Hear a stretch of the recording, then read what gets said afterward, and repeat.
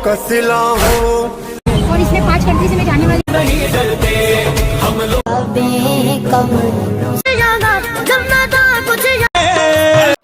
বর্তমানে আমরা একটা বিষয় লক্ষ্য করছি যে গাইবান্ধা জেলার সাদুল্যপুর উপজেলার আরব আলী নামে এক ব্যক্তি, তিনি পায়ে হেঁটে হজের জন্য রওনা দিয়েছেন। আবার ভারতের একজন ভদ্র মহিলা, তিনিও পায়ে হেঁটে হজের জন্য রওনা দিয়েছেন। আসলে ইসলাম এই বিষয়ে কি বলে এটা আমাদের একটু জানা দরকার।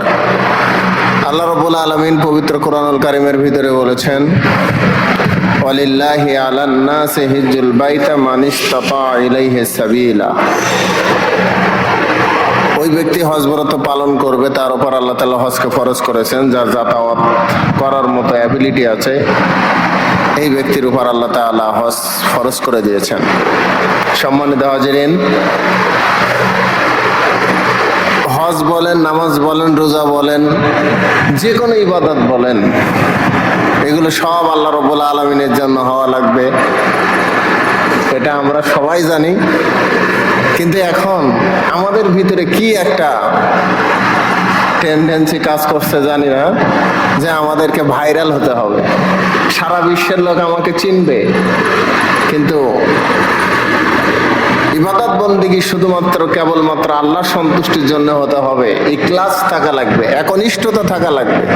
আমরা যা করব সব আল্লাহর সন্তুষ্টির জন্য করব, এই কথাগুলি আমরা আজকে ভুলে গিয়েছি। আল্লাহ রাব্বুল আলামিন বলেছেন, কুল ইন্না সলাতি ওয়া নুসুকি ওয়া মাহইয়ায়া ওয়া মামাতি লিল্লাহি রাব্বিল আলামিন। হে নবী, আপনি বলুন, নিশ্চয় আমার নামাজ, আমার কুরবানি, আমার জীবন, আমার মরণ সব ওই আল্লাহর জন্য নিবেদিত, যিনি বিশ্বজগতের প্রতিপালক। বলেন সুবহানাল্লাহ।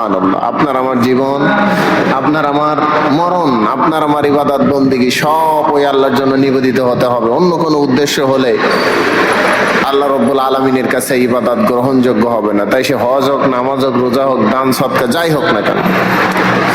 বিশ্বনবী সাল্লাল্লাহু আলাইহি সাল্লাম হাদিস শরীফের ভিতরে বলেছেন, ইন্নামাল আমালু বিন্নিয়াত। প্রত্যেকটা কাজ নিয়তের উপর নির্ভরশীল, প্রত্যেকটা আমল নিয়তের উপর নির্ভরশীল। আমরা মানে গ্রাম্য ভাষায় বলি, নিয়ত গুণে বরকত। এই নিয়ত অনুযায়ী আমাদেরকে কাজের কর্মফল আল্লাহ রাব্বুল আলামিন আপনাকে আমাকে দিবেন। আল্লাহ রাব্বুল আলামিনের হাবিব বিশ্বনবী জনাবে মুহাম্মদুর রাসূলুল্লাহ, সবাই বলি সাল্লাল্লাহু আলাইহি সাল্লাম, তিনি মক্কার কাফেরদের অত্যাচার সইতে না পেরে মক্কা থেকে মদিনা হিজরত করেছিলেন। তার সাথে অনেক সাহাবীও হিজরত করেছিলেন। তার মধ্যে একজন মহিলা সাহাবী, তিনিও মক্কা থেকে মদিনা হিজরত করেছিলেন রাসূলের ভালোবাসায়, আল্লাহর সন্তুষ্টির জন্য। ওই মহিলাকে মক্কায় বসবাসরত একজন সাহাবী ভালোবাসতেন। ওই মহিলা যখন মক্কা থেকে মদিনা হিজরত করছে, তখন ওই মহিলাকে পাওয়ার জন্য ওই সাহাবী মক্কা থেকে মদিনা হিজরত করছে। রাসূল করিম সাল্লাল্লাহু আলাইহি সাল্লামের কাছে যখন এই বিষয়টি বলা হলো, তখন বিশ্বনবী সাল্লাল্লাহু আলাইহি সাল্লাম বললেন, ইন্নামাল আমালু বিন্নিয়াত। প্রত্যেকটা কাজ নিয়তের উপর নির্ভরশীল। যদি কোনো ব্যক্তি হজ করে আল্লাহ তার রাসূলের সন্তুষ্টির জন্য, তার হজ ওই উদ্দেশ্যেই পরিগণিত হবে যে উদ্দেশ্যে সে হজটা পালন করেছে, যে উদ্দেশ্যে সে হিজরত করেছে, সেই উদ্দেশ্যে তার হিজরত পরিগণিত হবে।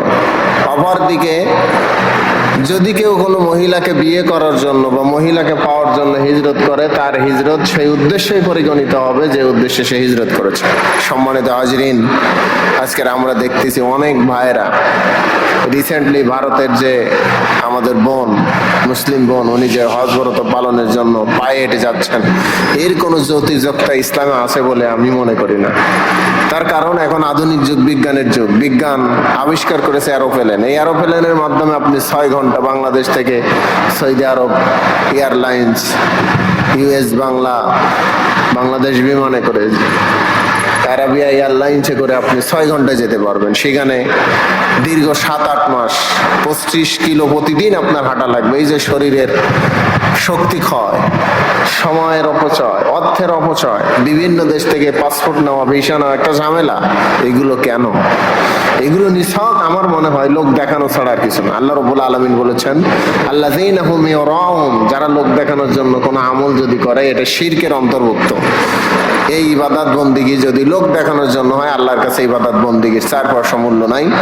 সুতরাং আল্লাহ রাব্বুল আলামিন তাদেরকে ইসলামের সঠিক বুঝ দান করুক, তাদের নিয়তকে সহি করুক, ইখলাসকে বিশুদ্ধিতে আল্লাহ দান করুক।